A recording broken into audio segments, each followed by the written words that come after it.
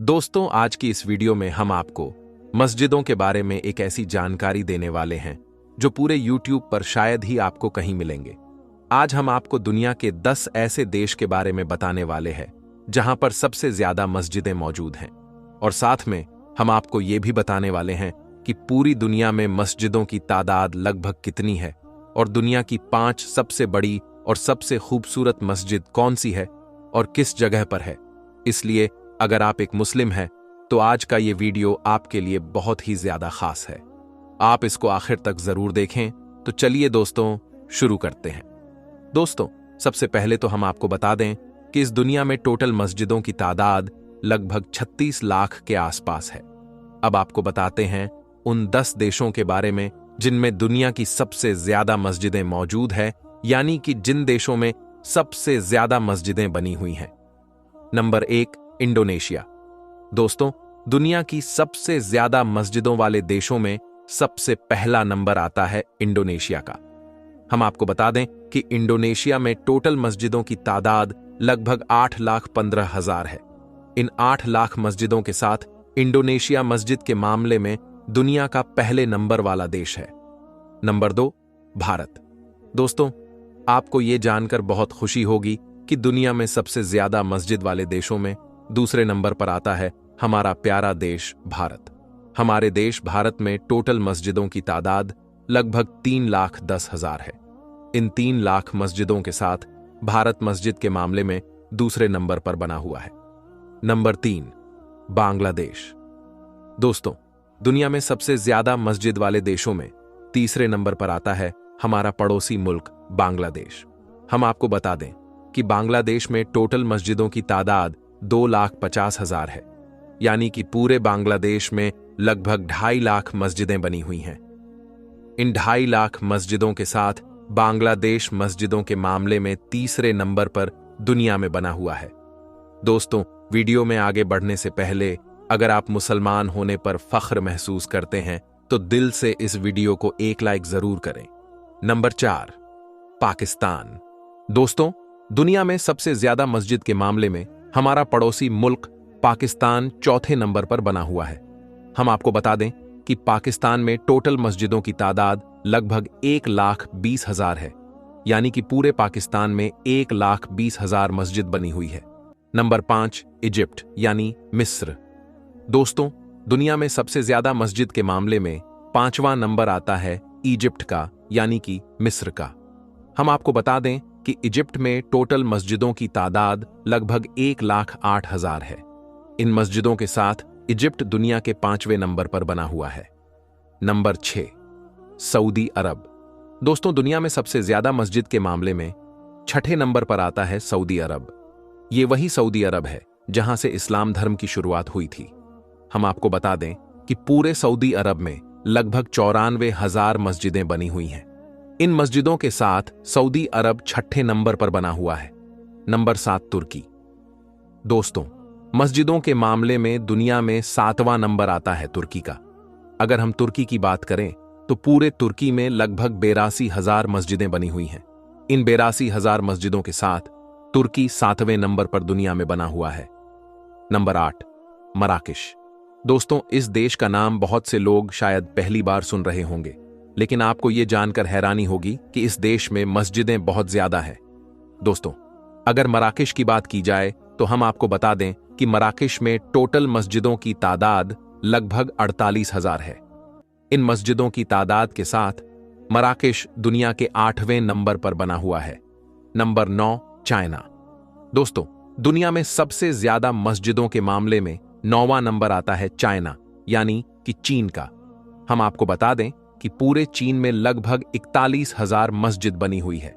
इन मस्जिदों की तादाद के साथ चीन अभी 9वें नंबर पर दुनिया में बना हुआ है। Number 10, Iran. दोस्तों, पूरी दुनिया में सबसे ज्यादा मस्जिदों के मामले में ईरान का 10वां नंबर आता है। हम आपको बता दें कि पूरे ईरान में मस्जिदों की तादाद लगभग 34,000 है। इन 34,000 मस्जिदों के साथ ईरान दुनिया के टॉप 10 मस्जिदों की लिस्ट में शामिल है। दोस्तों, अब आपको बताते हैं दुनिया की 5 सबसे बड़ी और सबसे खूबसूरत मस्जिदों के बारे में, यानी कि दुनिया में सबसे बड़ी और सबसे खूबसूरत मस्जिदें कौन सी है और वो कहां पर मौजूद है। दोस्तों, दुनिया की सबसे बड़ी और खूबसूरत मस्जिदों की लिस्ट में नंबर 1 पर आती है मस्जिद अल हरम। ये मस्जिद सऊदी अरब के मशहूर शहर मक्का में बनी हुई है। 4 लाख स्क्वायर मीटर में फैली ये मस्जिद निर्माण कला का एक अद्भुत नमूना है।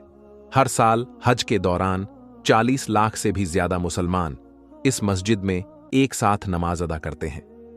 इस मस्जिद को पहली बार 622 ईस्वी में तामीर किया गया था। इस मस्जिद में दुनिया के सबसे कीमती पत्थर लगाए गए हैं और यही नहीं, इस मस्जिद में इस्तेमाल होने वाला साउंड सिस्टम भी दुनिया का सबसे बेहतरीन साउंड सिस्टम है। इस मस्जिद को बनाने में 100 बिलियन से भी ज्यादा का खर्च किया गया है। अगर हम इस लिहाज से देखें तो जितना खर्चा इस मस्जिद को बनाने में हुआ है, उसका आज 25% भी अंबानी के पास नहीं है। नंबर 2, मस्जिद नबवी। दोस्तों, दुनिया की सबसे बड़ी मस्जिदों में दूसरा नाम आता है मस्जिद नबवी का। यह मस्जिद भी सऊदी अरब के मशहूर शहर मदीना में मौजूद है।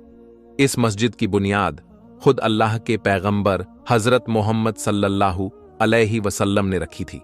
दोस्तों, संगमरमर से बनी ये मस्जिद स्थापित कला का एक बेहतरीन नमूना है। 3,84,000 स्क्वायर मीटर में फैली इस मस्जिद में 10 लाख से भी ज्यादा लोग एक साथ नमाज अदा कर सकते हैं। पूरे सऊदी अरब में पहली बार इलेक्ट्रिक लाइटों का इस्तेमाल इसी मस्जिद में किया गया था। नंबर 3, मस्जिद अली। दोस्तों, दुनिया की तीसरी सबसे बड़ी मस्जिदों में नाम आता है मस्जिद अली का। यह मस्जिद इराक के नसब शहर में बनी हुई है। इस मस्जिद का निर्माण 977 ईस्वी में हुआ था। ये मस्जिद भी इतनी ज्यादा बड़ी है कि इसमें एक साथ 6 लाख से भी ज्यादा लोग नमाज अदा कर सकते हैं। 2,67,000 स्क्वायर मीटर में फैली ये मस्जिद इस्लामी दौर की एक सुनहरी यादगार है। इसके एक बड़े हिस्से को सुल्तान महमूद गजनवी ने बनवाया था।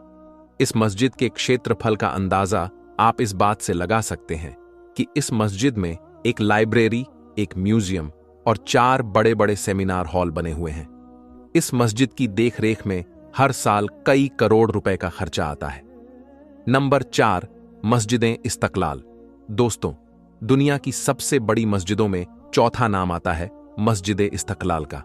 ये मस्जिद इंडोनेशिया के जकार्ता शहर में बनी हुई है। ये मस्जिद क्षेत्रफल और निर्माण कला के लिहाज से एक सहकार मानी जाती है। ये मस्जिद इंडोनेशिया की राष्ट्रीय मस्जिद भी है। इसका निर्माण 22 फरवरी 1978 में हुआ था। $7 बिलियन की लागत से बनी इस मस्जिद में एक साथ 2 लाख से भी ज्यादा लोग नमाज पढ़ सकते हैं। ये मस्जिद इंडोनेशिया की सबसे बड़ी और दुनिया की चौथी सबसे बड़ी मस्जिद है। नंबर 5, मस्जिद हसन। दोस्तों, दुनिया की 5वीं सबसे बड़ी मस्जिद है मस्जिद हसन। ये खूबसूरत मस्जिद मोरक्को के शहर कासाब्लांका में मौजूद है। इस मस्जिद में दुनिया की सबसे बेहतरीन टेक्नोलॉजी का इस्तेमाल किया गया है। इस मस्जिद का आधा हिस्सा समुद्र की जमीन पर और आधा हिस्सा अटलांटिक महासागर पर बना हुआ है। मस्जिद हसन के आधे हिस्से का फर्श शीशे का बना हुआ है, जहां से समुद्र का पानी साफ साफ दिखाई देता है। इस मस्जिद में दुनिया की सबसे ऊंची मीनारों का इस्तेमाल किया गया है।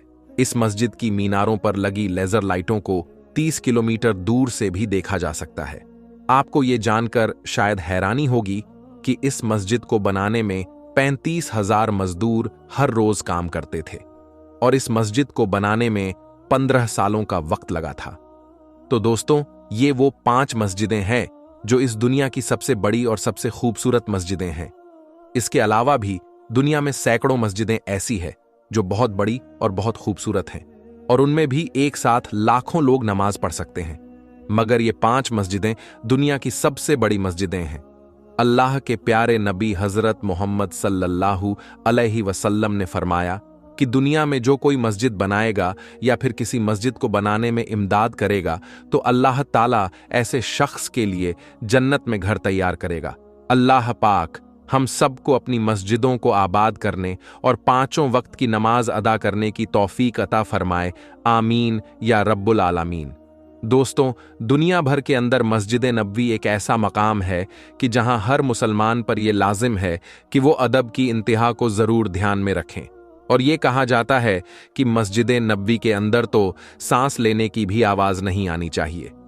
अफसोस के साथ हालिया कुछ दिनों में मस्जिद नबवी के अंदर कुछ अजीबो गरीब वाकया पेश आया जिसने बहुत ही ज्यादा परेशान कर दिया, और दुनिया भर में मौजूद हर मुसलमान ने इन वाकयात के बाइस सिर्फ दर्द को ही महसूस नहीं किया बल्कि अपने गमो गुस्से का भी इजहार किया। लेकिन दोस्तों, मस्जिद नबवी को शहीद करने के हवाले से कुछ खबरें सामने आ रही हैं। इसके मुताल्लिक क्या हकीकत है, आज की इस वीडियो में बताएंगे। दोस्तों, मस्जिद नबवी ऐसा मकाम है कि जिसके मुताल्लिक तारीख की किताबों में आता है कि एक रोज हजरत उमर रजी अल्लाहु ताला अन्हो ने दो लोगों को इशारा करके बुलाया और उनसे सवाल किया कि तुम कहां से हो। तो उन्होंने बताया कि हम ताइफ के रहने वाले हैं। तो हजरत उमर रजी अल्लाहु ताला अन्हु ने फरमाया कि मैं तुम्हें यकीनी तौर पर सजा देता अगर तुम्हारा ताल्लुक मदीने से होता। ये लोग मस्जिद नबवी में मौजूद थे और ऊंची आवाज में बात कर रहे थे। मस्जिद नबवी के अदब और एहतराम को तो अल्लाह ताला ने कुरान करीम में खुद फरमा दिया। सूरह हुजरात के अंदर अल्लाह ताला का फरमान है कि नबी करीम सल्लल्लाहु अलैहि वसल्लम की आवाज से ज्यादा आवाज को बुलंद ना किया जाए, और जिस तरह तुम आपस में जोर जोर से बातें करते हो ऐसे हुजूर पाक सल्लल्लाहु अलैहि वसल्लम के सामने बात ना किया करो। ऐसा करने से तुम्हारे आमाल बर्बाद हो जाएंगे और तुम्हें खबर तक ना होगी। दोस्तों, जब ये आयत नाजिल हुई तो अल्लाह के नबी के एक सहाबी झारो कतार फूट फूट कर रोने लगे और ये कहने लगे कि अल्लाह ताला ने मेरे सारे अमाल बर्बाद कर दिए और ये आयत मेरे लिए नाजिल की गई है। क्योंकि उनकी आवाज कुछ बुलंद थी और वो जब भी बोलते थे ऊंचा बोलते थे, यानी नबी के सहाबी को जिन पर अल्लाह राजी हो और उनके नाम के साथ रजी अल्लाहु ताला अन्हो लगे हो, उन्हें भी ये शुबा पैदा हो गया कि मालिक ने मेरे आमाल तबाह कर दिए और मेरे लिए बख्शिश का कोई तरीका नहीं है, और वो इस पर नदामत और गम का इजहार करने लगे। लेकिन अल्लाह के प्यारे नबी हजरत मोहम्मद सल्लल्लाहु अलैहि वसल्लम ने उसे दिलासा दिया और कहा कि ये आयत आपके लिए नाजिल नहीं हुई है। लेकिन दोस्तों, आप ही अंदाजा कीजिए कि जब अल्लाह के प्यारे नबी हजरत मोहम्मद सल्लल्लाहु अलैहि वसल्लम के सहाबी को भी फिक्र लाहिक हुई तो हमारी क्या औकात है। दोस्तों, मस्जिद नबवी के हवाले से एक इंतहाई परेशान कून खबर इस वक्त सोशल मीडिया पर सामने आ रही है, जो कि हर मुसलमान के लिए पहले से कई गुना ज्यादा तस्वीर का बाइस बन रही है। इस खबर में बताया जा रहा है कि मस्जिद नबवी को शहीद करने का एक प्रोग्राम किया जा रहा है। इस पर कहा जा रहा है कि इसमें मौजूदा शाह सलमान के बेटे मोहम्मद बिन सलमान भी शामिल हैं। लेकिन दरअसल इसकी हकीकत क्या है, ये समझ लेना बहुत जरूरी है। दोस्तों, एक बरतानिया जरीदे के जानिब से यह लिखा गया है कि नबी करीम सल्लल्लाहु अलैहि वसल्लम का रोज़ा मुबारक, जहां पर आप सल्लल्लाहु अलैहि वसल्लम और आपके रोफाका की कब्रें मौजूद हैं, उनकी तौसी की जानी है। इसके बाइस इस इमारत को यानी रोज़ाए रसूल को शहीद करने का एक प्लान बनाया जा रहा है और इन मुक़द्दस कुबूर को जन्नतुल बकी में ले जाने के मुताल्लिक सोचा जा रहा है। जिसके बाद ये खबर सामने आने लगी कि माज़अल्लाह रोज़े को शहीद कर दिया जाएगा। लेकिन सऊदी हुक्काम की जानिब से इसकी मुकम्मल तौर पर तरदीब की गई है कि ऐसा कोई ऐलान मौजूद नहीं है।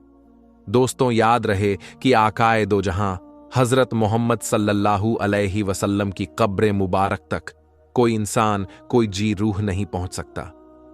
आप सल्लल्लाहु अलैहि वसल्लम के रोजे की सुनहरी जालियों में से नजर आने वाला सब्ज पर्दा और इसके पीछे मौजूद 3 ऐसी दीवारें हैं कि जिनमें ना कोई दरवाजा, ना कोई खिड़की और ना ही कोई रास्ता है कि जिससे कोई शख्स अंदर दाखिल हो सके। लिहाजा बराह रास्त कब्र तक और आप सल्लल्लाहु अलैहि वसल्लम की रोफाका के कब्र तक रसाई हासिल करना नामुमकिन है। जबकि रोजे की गुंबद के मुताबिक भी लोग ये सवाल करते हैं कि गुंबद के ऊपर कुछ खिड़कियां मौजूद है। तो दोस्तों, इसकी हकीकत क्या है, तो इसके मुताल्लिक जान लीजिए कि इन खिड़कियों से रोशनी और हवा तक अंदर नहीं जा सकती, क्योंकि ये मुकम्मल तौर पर सील है और इन्हें एयर टाइट किया गया है।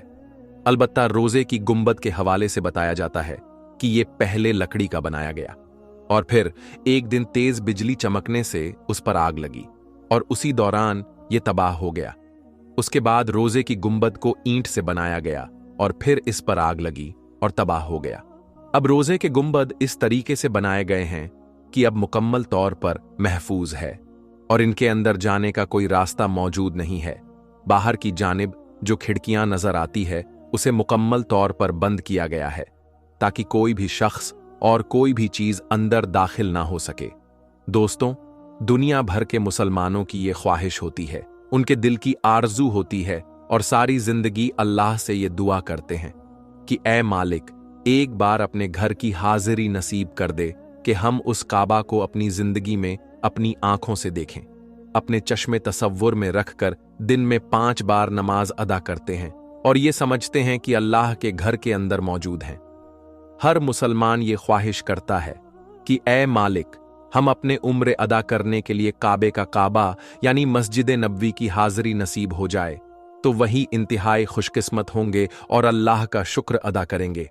रोज़ाए रसूल सल्लल्लाहु अलैहि वसल्लम में जाकर हाथ बांधकर सलाम पेश करें और नबी करीम सल्लल्लाहु अलैहि वसल्लम हम गुनहगारों के, हम सियाहकारों के सलाम कबूल कर लें तो हमारा बेड़ा पार हो जाएगा और हमारी आखिरत बिल्कुल आसान हो जाएगी और हमारे लिए तमाम मुश्किलें ख़त्म हो जाएंगी। अल्लाह से दुआ है कि वो हम सबको अपने घर की हाजिरी नसीब करें और रोज़ाए रसूल सल्लल्लाहु अलैहि वसल्लम की हाजिरी भी हमारी किस्मत में लिख दे। आमीन सुम्मा आमीन। दोस्तों, अब हम आपको बताते हैं कि वो कौन से 5 लोग हैं जिनकी दुआ अल्लाह की बारगाह में कभी भी कबूल नहीं होती है। दोस्तों, दुआ मोमिन का हथियार है। इंसान के पास एक ही ऐसी चीज है जिसे हम दुआ कहते हैं, जो अल्लाह ताला से नमाज के बाद, राब्ता करने के बाद अल्लाह ताला से जो कुछ भी मांगना होता है वो हम मांग सकते हैं और अल्लाह ताला ने वादा किया है कि वो हर इंसान की दुआ कबूल करता है, हर मोमिन की दुआ कबूल करता है। दोस्तों, आज की इस वीडियो में हम बात करने वाले हैं 5 ऐसी गलतियों के बारे में जिनकी वजह से हमारी कोई भी दुआ अल्लाह की बारगाह में कबूल नहीं होती। तो ये गलतियां ऐसी हैं जिनकी वजह से दुआएं कबूल नहीं होती। तो आगे इस वीडियो में हम उसी टॉपिक पे बात करेंगे, तो आप लोग इस वीडियो को पूरा जरूर देखें। अल्लाह के रसूल हजरत मोहम्मद सल्लल्लाहु अलैहि वसल्लम ने इरशाद फरमाया कि इन 5 गलतियों की वजह से इंसान की दुआ कबूल नहीं होती। और अगर दुआ मांगते वक्त आप भी इन गलतियों से कोई एक भी गलती करते हैं तो आज से ही अपनी इन गलतियों को सुधार लीजिए। तो चलिए दोस्तों, शुरू करते हैं। दोस्तों, बहुत से लोगों का कहना होता है कि उनकी दुआ अल्लाह तबारक व ताला की बारगाह में कबूल नहीं होती है। ऐसे लोगों की दुआ इसीलिए कबूल नहीं होती क्योंकि ऐसे लोग दुआ मांगते वक्त कुछ ऐसी गलतियां कर जाते हैं जिनकी वजह से उनकी दुआ अल्लाह तबारक ताला की बारगाह में रद्द हो जाती है। और अगर कबूल होती भी है तो ऐसे लोगों को इस दुआ का कोई खास फायदा नहीं होता है, यानी कि उनको ज्यादा फायदा नहीं मिलता है। दोस्तों, अगर आप चाहते हैं कि अल्लाह तबारक व ताला की बारगाह में आपकी दुआ कबूल हो तो आप इन 5 गलतियों को दुआ मांगते वक्त करने से जरूर बचें, क्योंकि इन गलतियों से बचने के बारे में हुजूर पाक सल्लल्लाहु अलैहि वसल्लम ने फरमाया है। नंबर 1, दुआ हमेशा जायज हो। दोस्तों, दुआ मांगने में इस बात का आप जरूर ख्याल रखें कि अल्लाह तबारक व ताला से जो भी दुआ की जाए वो जायज हो। नबी करीम सल्लल्लाहु अलैहि वसल्लम ने इरशाद फरमाया कि मुसलमान की हर दुआ अल्लाह तबारक व ताला की बारगाह में कबूल होती है, बशर्ते कि आप किसी नाजायज काम या रिश्ते नाते को खत्म करने के लिए दुआ ना करें। नंबर 2, दुआ में यकीन का होना बहुत ही ज्यादा जरूरी है। दोस्तों, सही मुस्लिम शरीफ की रिवायत है कि नबी करीम सल्लल्लाहु अलैहि वसल्लम ने फरमाया कि जब तुम में से कोई आदमी दुआ मांगे तो दुआ के अंदर ऐसा ना कहे कि या अल्लाह चाहे तो तू मेरी मगफिरत कर दे, बल्कि दुआ मांगने में उसे यकीन भी होना चाहिए। उसके बाद आप सल्लल्लाहु अलैहि वसल्लम ने फरमाया कि अल्लाह तबारक व ताला के लिए कोई भी चीज अता करना मुश्किल नहीं है, और अगर कोई आदमी अपनी दुआ में यह कहता है कि या अल्लाह तू चाहे तो मेरे ऊपर रहम फरमा, तो ऐसा कहने से भी मना फरमा दिया गया है।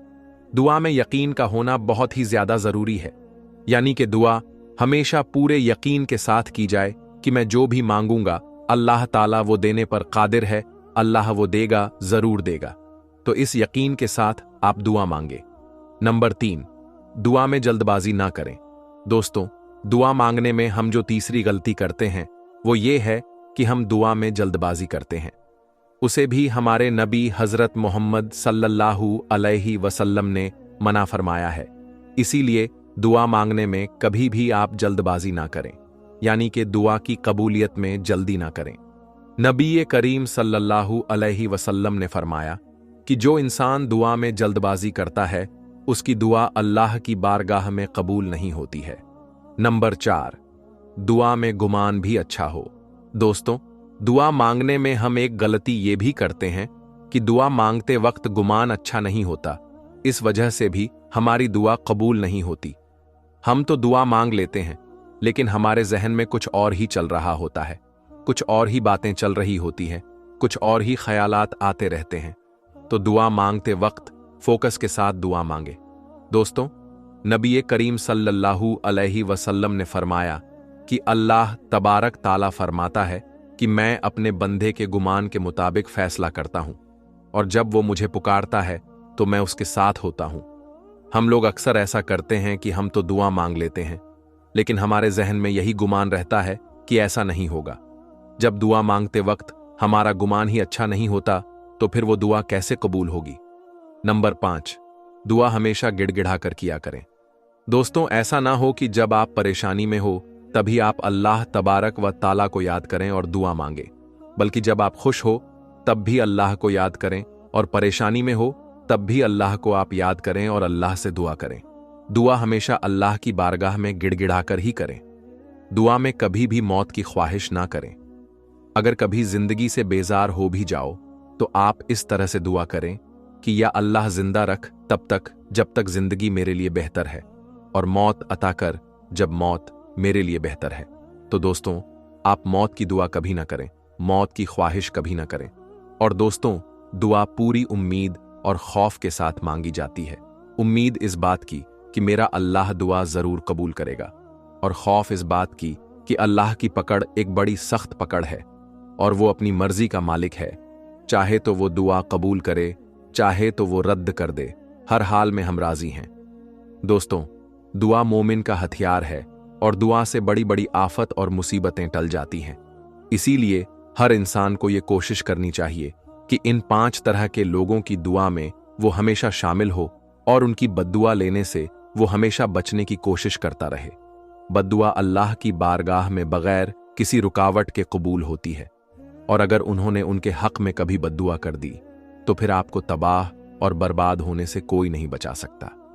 इसीलिए हर इंसान को ये कोशिश करनी चाहिए कि इन 5 तरह के लोगों की दुआ में वो हमेशा शामिल हो और उनकी बद्दुआ लेने से वो हमेशा बचने की कोशिश करे। तो दोस्तों, वो 5 तरह के लोग कौन से हैं जिनकी दुआ हो या फिर बद्दुआ हो जो अल्लाह की बारगाह में बहुत जल्दी कबूल होती है? तो नंबर 1 पर है माँ बाप की बद्दुआ अपनी औलाद के लिए, चाहे वो बद्दुआ हो या दुआ हो। दोस्तों, रिवायतों में आता है कि माँ बाप के दिल से निकली अपनी औलाद के लिए दुआ अल्लाह ताला जल्द कबूल कर लेता है।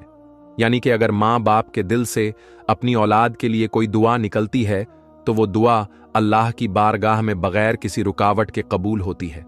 वहीं अगर कोई अपने माँ बाप को सताता है, अपने माँ बाप को परेशान करता है, उनकी बेहुरमती करता है, और अगर माँ बाप के दिल से कभी औलाद के लिए बद्दुआ निकल जाती है तो वो बद्दुआ भी अल्लाह तबारक व ताला बहुत ही जल्द अपनी बारगाह में कबूल करता है।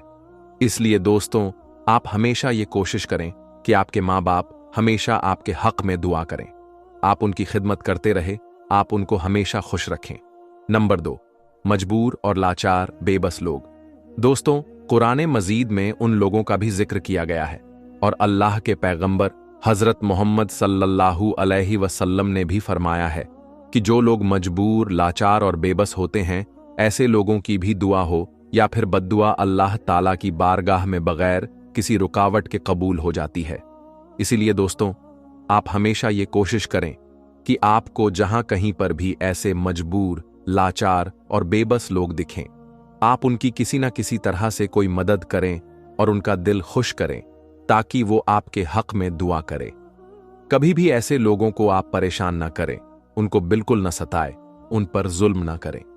अगर ऐसे लोग आपके हक में कभी बद्दुआएं कर दें तो फिर आपको तबाह और बर्बाद होने से कोई नहीं बचा सकता। नंबर 3, रोजेदार की दुआ इफ्तार के वक्त।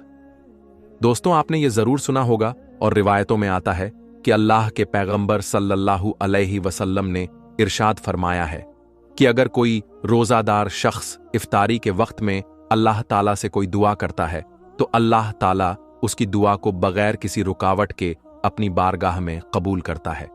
इसी तरह से अगर रोजादार शख्स इफ्तारी के वक्त अगर किसी के हक में बद्दुआ करता है तो अल्लाह ताला उसकी बद्दुआ को भी बहुत जल्द कबूल कर लेता है। इसीलिए दोस्तों, आप हमेशा ये कोशिश करें आपकी वजह से किसी का भी दिल ना दुखे और हर कोई आपके हक में दुआ करे। नंबर 4, एक मुसाफिर की दुआ। दोस्तों, अल्लाह के पैगंबर ने इरशाद फरमाया कि अल्लाह ताला एक मुसाफिर की दुआ को अपनी बारगाह में बगैर किसी रुकावट के कबूल करता है, और अगर एक मुसाफिर किसी के हक में बद्दुआ भी करता है तो अल्लाह तबारक व ताला उसकी बद्दुआ को भी बहुत ही जल्द कबूल करता है।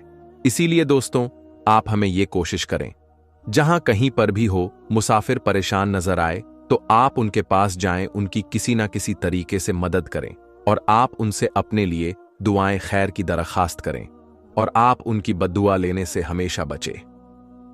नंबर 5, मजलूम लोग।